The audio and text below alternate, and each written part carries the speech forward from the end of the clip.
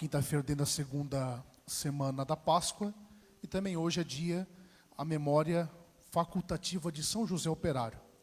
No ano de 1955, o Papa Pio XII institui São José como operário como modelo do trabalhador, mostrando que de fato ele é exemplo daquilo que nós precisamos ser, daquilo que nós precisamos viver.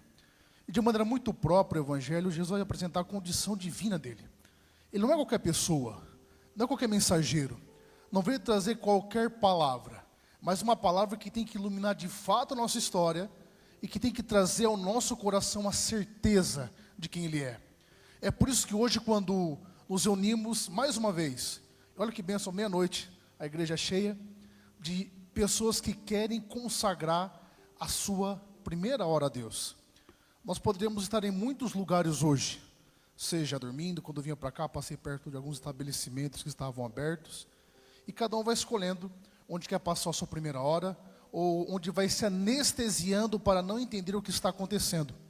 Esse primeiro dia do mês, que nós vimos aqui logo à meia-noite, é a oportunidade de tomarmos as rédeas da nossa história, as rédeas do nosso mês, porque não sei se você percebeu, quando acaba a Quaresma, a gente celebra a Páscoa, parece que aquele empenho espiritual e mesmo disciplinar que tivemos, ele vai arrefecendo.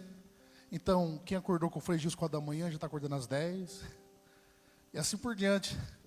Não que você tem que acordar 4 da manhã toda vez, mas dá para você rezar um terço quando acorda, assim ou não? Você rezava o rosário.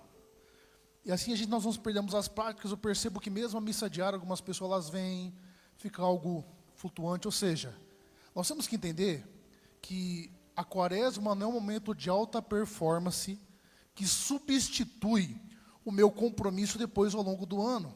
É para a gente ter entendido a importância que é o compromisso com Jesus, o compromisso com os sacramentos, não por uma obrigatoriedade. Deus não está te obrigando de maneira religiosa a que você venha por vir. Mas se nós não assumirmos que seremos diferentes, porque sabe o que acontece? A maioria dos católicos são extremamente rasos. A maioria de nós, desculpa dizer, às vezes não conseguem dar razões simples do porquê acredita. E por isso, muitas vezes se perdem tantas coisas. Olha, gente, que eu tenho ouvido de pessoas que são católicos e estão no espiritismo, são católicos e estão na Umbanda, são católicos e vão num lugar. Gente, é um absurdo isso. Ou você é católico, ou você é católico. A questão não é discriminar as pessoas. Nós respeitamos e toleramos pessoas, não ideias. Você tem que ter clareza do que você faz. Comece que você afirma que Jesus ressuscitou, que Ele está no centro, que Ele morreu por você, e você vai à procura de algo que está dizendo que você vai reencarnar. Uma coisa anula a outra. Quando nós acreditamos nesse tipo de coisa, sabe o que nós estamos afirmando? Que a cruz de Cristo não foi o suficiente, que Ele derramasse seu sangue por amor de mim não foi o suficiente, que eu preciso retomar por uma questão de uma espiritualidade completamente confusa, quando na verdade eu tenho que lançar minhas raízes aqui. Não estou pedindo que você discrimine as pessoas, brigue com os outros. Estou pedindo que você leve a sério o seu Deus. Sabe, esse tempo atrás, o Gabriel esteve comigo, a gente foi levar uma pessoa a uma clínica de recuperação, e lá veio o padre Giampietro. Eu comentei com vocês aqui já, o padre que está uma noção, ele dorme no viaduto com os irmãos de rua, ele vive na Missão Belém de maneira bastante intensa. E lá para namorar, quem aqui está namorando? Levanta a mão.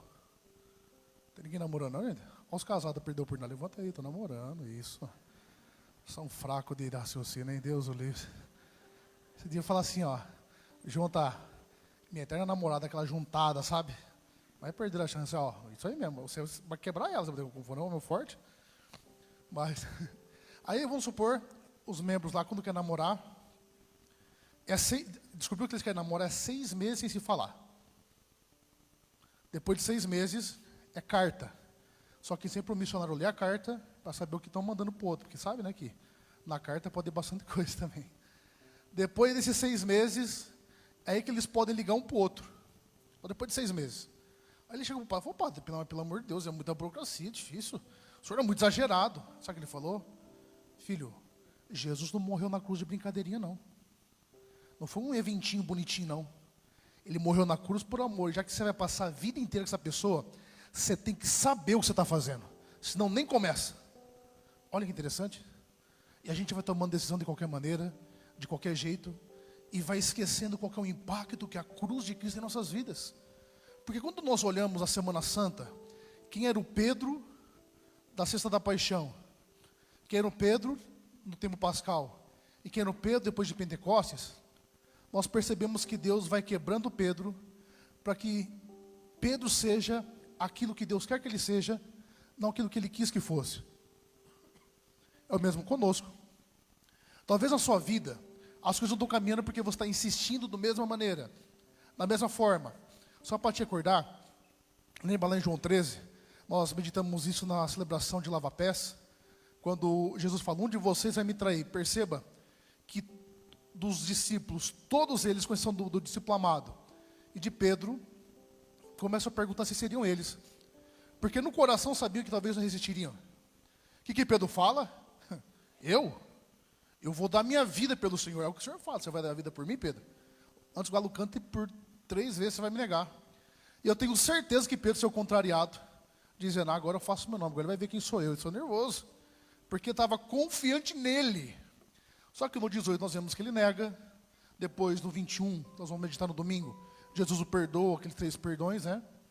E um perdão que Pedro faz, chega um momento, de meditar no Evangelho de domingo, que por 2 vezes Jesus pergunta, Pedro, você me ama ágape, de todo o coração? Pedro lembra da traição, ele não consegue mais falar, falando, eu te quero bem, Senhor. No 3º momento, o Senhor pergunta, você me quer bem, Pedro? Pedro fica triste, porque Jesus diminui a exigência. Não é que ele diminui a exigência, ele desce a maneira que Pedro consegue amar. Então o primeiro passo que nós temos que dar nesse mês, é entregar para Deus o que nós conseguimos. Não vem querer ser o Padre Pio nesse mês, São João da Cruz de uma vez. Talvez um dia você seja. Mas o que você consegue entregar? O que você consegue dar? Qual que é a inteireza de amor que você já consegue entregar para Deus? Talvez essa inteireza de amor vai ser você ficar firme no seu matrimônio, passar a dificuldade de ser passada. Talvez é você permanecer na Santa Missa, permanecer nos sacramentos, procurar a Deus, ele tem que ser procurado. Entrega para Ele aquilo que você tem nas mãos. A gente fica esperando o melhor momento. Ai não, mas quando não vai ter esse melhor momento. O melhor momento vai acontecer a partir do momento que você der aquilo que você tem. O que acontece com Pedro depois? Eu fiz todo esse caminho, porque na primeira leitura vai dizer, isso aqui acontece que ele havia curado, aquele homem que estava paralítico. Aí começa todo um problema. Até que as pessoas chamam a atenção para eles não pregarem mais. E Pedro fala, é preferível obedecer antes a Deus que aos homens. E esse mesmo Pedro que não conseguiu sofrer na cruz, quando ele é açoitado, quando ele é humilhado, ele sai feliz por ter sido digno por sofrer pelo Senhor. Perceba o que Deus faz com Pedro? Deus tira Pedro de uma situação, de um segmento instável, e coloca Pedro como um homem de Deus que entendeu o que tem que acontecer. Muitas vezes não acontece isso conosco porque a gente para no processo. A gente para na primeira dor, na primeira decepção, na primeira coisa que dá errado, na primeira pessoa que me abandonou, no primeiro líder religioso que não fez o que tinha que ser feito. Só que deixa eu fazer uma pergunta. O que fazem comigo, com você, muda quem Deus é, sim ou não? Deus não continua sendo o mesmo? Perfeito, pleno? E por que quando nós nos decepcionamos com alguém, nós saímos da igreja, abandonamos a Deus, sendo que Ele não fez nada jamais? É preciso que hoje consigamos entregar para Deus, nessa adoração, nosso coração. E aquilo que o padre falou semana passada, a exemplo de Maria, não a Maria, a Virgem Santíssima, mas a Maria, irmã de Lázaro, quando ela derrama aquele perfume sobre os pés de Jesus, Judas se incomoda. Lembra que a adoração extravagante, ela incomoda os espíritos medíocres. E essa adoração extravagante é a adoração de entrega total, sabe? De você entregar além das suas forças, além das suas condições. E só vai ser possível se você perseverar até o final. Por isso não para no processo. Comece esse mês voltando o seu coração inteiramente para Deus. E muitas vezes dele não recebemos as coisas porque esquecemos que Ele é a meta. Ele é a finalidade de todas as coisas. Por isso, não importa se de repente a sua quaresma não foi como você quis que fosse. Talvez você até caiu em alguns pontos que você não queria mais que acontecesse na sua vida. Esses pontos, eles só têm uma única finalidade na sua história: demonstrar o quanto nós somos dependentes de Deus. E sabe por que o segmento muitas vezes parece difícil, gente? Porque o segmento para Cristo não cresce com mérito humano. Não é a lei do mais forte, do mais bonito, do mais inteligente. A lei da santidade é do mais humilde, do mais doado, do mais entregue, do mais confiante. Se você olhar a vida dos santos, eles confiavam tanto em Deus, mas confiavam nada em si. Por eu pensar que São Francisco de Assis, que é um dos gigantes da santidade, dizia que se não fosse a graça de Deus, ele saía com a primeira prostituta que passasse. São Francisco de Assis. Por eu pensar que São João da Cruz, por exemplo, eu sempre brinco que era um menino que acordava para contemplar a lua, com 5 anos. A gente não faz isso hoje. Você imagina? Que vida. E é uma pessoa muito pobre, perdeu um irmão de fome, morreu de fome. Ele dizia que quanto mais santo é um diretor espiritual, menos ele se assusta com as misérias alheias, porque tem consciência das próprias. O que Deus quer fazer conosco é uma conversão de fato, que eu reconheça as minhas misérias, que eu reconheça as minhas fragilidades, mas que nelas, acima de tudo, eu reconheça um Deus que com sua graça quer transformar, mas para que Ele seja o protagonista. Sabe qual que é o ideal? É que um dia as pessoas se encontrem conosco e falam: olha, Deus tem que existir. Não tem outra explicação. Para você estar vivendo isso, é Deus que aceitou. Mas aceitar Deus dentro da nossa história, gente, é a melhor atitude, mas tem uma atitude corajosa. Porque Deus, Ele não fica num lugar onde não é o centro. Não é que Ele tem necessidade disso. Se Deus perder o centro, o lugar de honra, o ser humano é que se perde. É por isso que a honra que Deus espera que você dê, seja na sua vida afetiva, na sua vida financeira, na sua vida de trabalho, o centro em todos os momentos, Ele em primeiro lugar. Expressa a consagração das primícias, é isso. É colocar Deus no lugar de honra que Ele jamais deveria ser tirado. Por isso, fecha seus olhos nesse momento, baixa sua cabeça. Peça ao Senhor essa graça. Talvez no lugar de honra do seu coração estão os relacionamentos, estão os apegos. Talvez no seu matrimônio,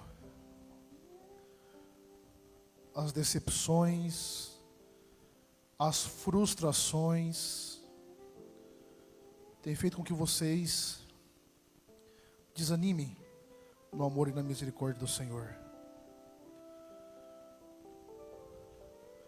Talvez você não tenha dado a honra a Deus porque você tem medo de se confiar a Ele.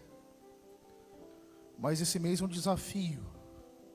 Mês de Nossa Senhora, vai ter adoração 24 horas.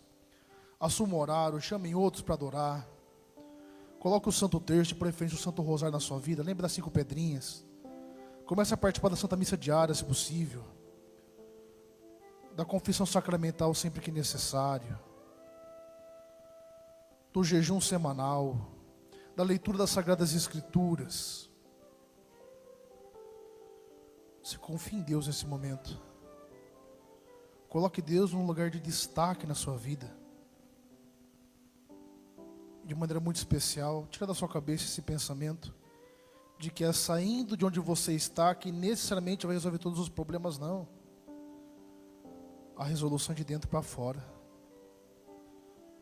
Você quer que Deus resolva a sua vida, mas você não tem colocado Deus em primeiro lugar.